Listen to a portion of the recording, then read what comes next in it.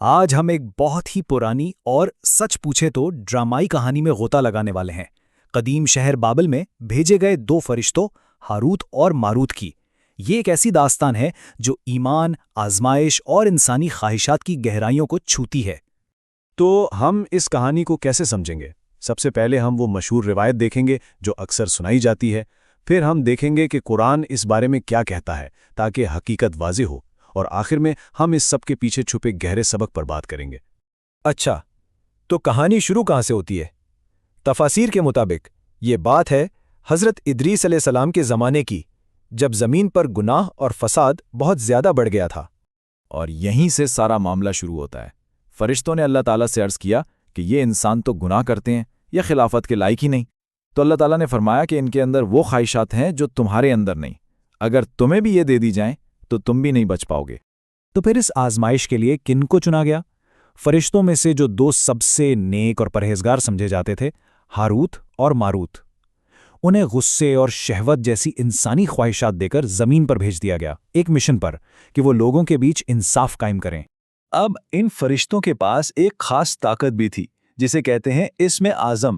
یہ سمجھے کہ ایک الہی پاسورڈ تھا جس کی مدد سے وہ دن بھر بابل میں اپنا کام کرتے، فیصلے سناتے اور شام کو واپس آسمان پر چلے جاتے۔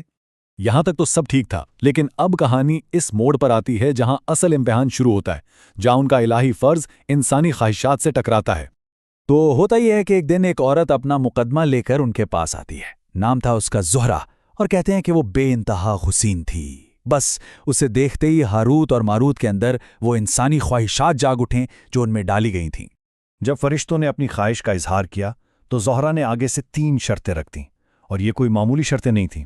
کہا کہ یا تو میرے بت کی پوجا کرو، یا میرے شوہر کو قتل کر دو، یا پھر مجھے وہ اسم اعظم سکھا دو۔ ظاہر ہے فرشتوں نے فوراً انکار کر دیا۔ اس وقت تک وہ اپنے فرض پر قائم تھے۔ لیکن اب ہم کہانی کے سب سے اہم موڑ پر آ گئے ہیں، وہ لمحہ جب ایک چھوٹا سا فیصلہ ایک بہت بڑی تباہی کا باعث بنتا ہے، اور یہیں سے ہمیں گناہ کی فطرت کا بھی اندازہ ہوتا ہے کہ وہ کیسے دھوکہ دیتا ہے۔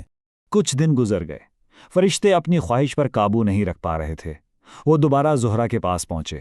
اس بار زہرہ نے ان کے سامنے ایک نئی چال چلی، ایک نیا آپشن رکھا۔ تو سوال یہ ہے کہ کیا یہ واقعی ایک ایسا انتخاب تھا جس سے بچا نہیں جا سکتا تھا؟ زہرہ نے وہی پرانی 3 شرطیں دہرائیں، بت پرستی، قتل اور اسم اعظم بتانا، لیکن اس میں ایک چوتھی چیز کا اضافہ کر دیا۔ اس نے کہا، اچھا اگر یہ سب نہیں کر سکتے تو بس ایک گلاس شراب پی لو، ان چاروں میں سے کوئی بھی ایک کام کر دو۔ اور یہاں انہوں نے وہ فیصلہ کیا جس نے سب کچھ بدل دیا۔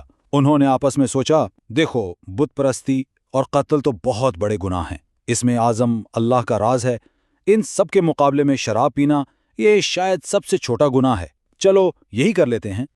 اور بس یہی ان کی سب سے بڑی غلطی تھی۔ جسے وہ چھوٹا گناہ سمجھ رہے تھے، اس نے باقی سب گناہوں کے دروازے کھول دیے۔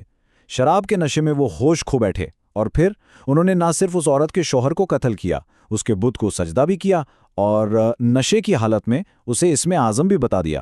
اور وہ عورت زہرہ اسی اسم اعظم کو استعمال کر کے آسمان کی طرف اڑ گئی، جہاں کہا جاتا ہے کہ اس کی روح کو زہرہ ستارے میں بدل دیا گیا۔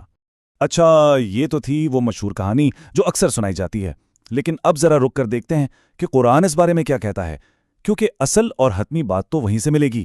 قرآن میں سورۃ البقرہ کی آیت 102 میں بالکل صاف بتایا گیا ہے۔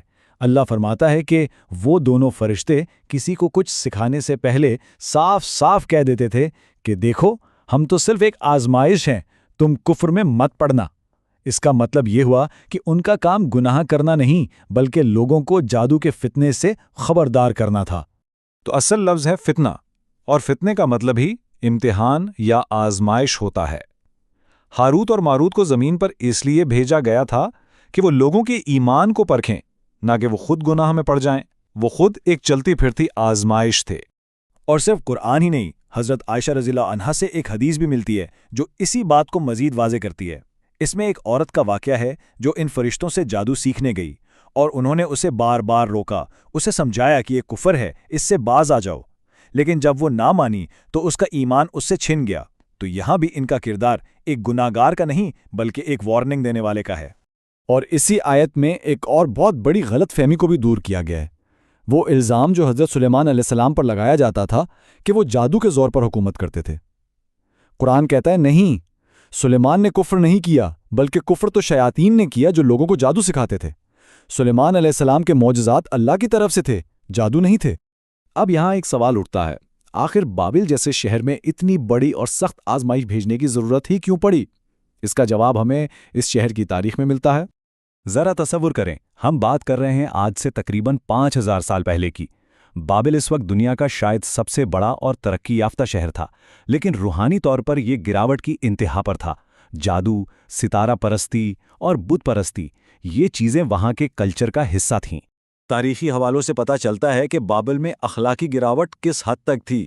بت پرستی تو عام تھی ہی، لیکن اس کے علاوہ عوامی جگہوں پر بے حیائی، مندروں میں مذہبی نام پر جسم فروشی اور بریانہ دیوتاؤں کی پوجا، یہ سب معمول کی باتیں تھیں۔ ایسے ماحول میں لوگوں کے ایمان کو پرکھنے کے لیے ایک غیر معمولی آزمائش کی ہی ضرورت تھی۔ اب واپس اس روایت کی طرف چلتے ہیں۔ جب ہاروت اور ماروت کو ہوش آیا اور انہیں اپنے گناہ کی سنگینی کا احساس ہوا تو کہتے ہیں کہ انہیں اختیار دیا گیا، یا تو دنیا کا عذاب چن لو یا آخرت کا۔ انہوں نے دنیا کی سزا کو چنا کیونکہ یہ عارضی ہے، ایک نہ ایک دن ختم ہو جائے گی۔ اور ان کی سزا کی اس جگہ کو چائے بابل یعنی بابل کا کنواں کہا جاتا ہے۔ روایت کے مطابق وہ اسی کنویں میں قیامت تک الٹے لٹکے ہوئے عذاب جھیل رہے ہیں۔ یہ جگہ ان کی کہانی کی ایک علامتی اور سچ کہیں تو ایک خوفناک یادگار بن گئی ہے۔ تو آخر میں یہ پوری کہانی ہمیں ایک بہت گہرے سوال پر لا کر چھوڑ دیتی ہے۔ اگر فرشتے جو نور سے بنے ہیں وہ بھی خواہشات ملنے پر بہک سکتے ہیں، تو ذرا اس انسان کے مقام کے بارے میں سوچئے جو گوشت پوست کا بنا ہے، خواہشات کے سمندر میں رہتا ہے اور پھر بھی ان سب کا مقابلہ کر کے سیدھے راستے پر چلتا ہے۔ اس کا مرتبہ کتنا بلند ہوگا؟